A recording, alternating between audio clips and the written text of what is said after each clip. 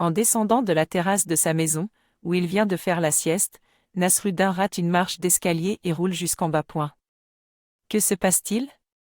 Lui crie sa femme qui, de la cuisine, a entendu le bruit de sa chute. Rien d'important, répond Nasruddin en se relevant tant bien que mal.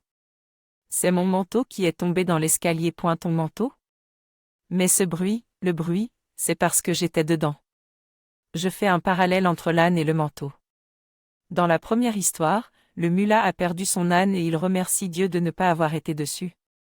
Dans la deuxième, ce n'est pas lui qui tombe, mais le manteau dans lequel il se trouve. Nasruddin opère en quelque sorte une dissociation avec une partie de lui-même.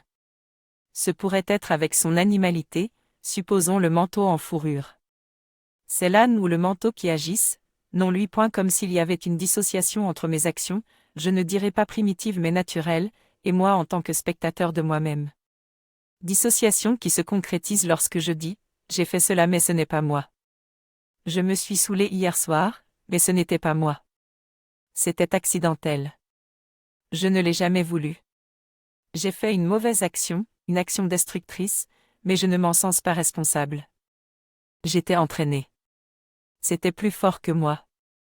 Je fais mes besoins mais cela ne me correspond pas. Moi, je suis un être extrêmement spirituel et jamais je ne pourrais faire pareille chose. C'est une partie de moi qui le fait. Comme ce gourou, à New York, qui a mis enceinte 4 de ses disciples en même temps, alors qu'il prêchait l'abstinence.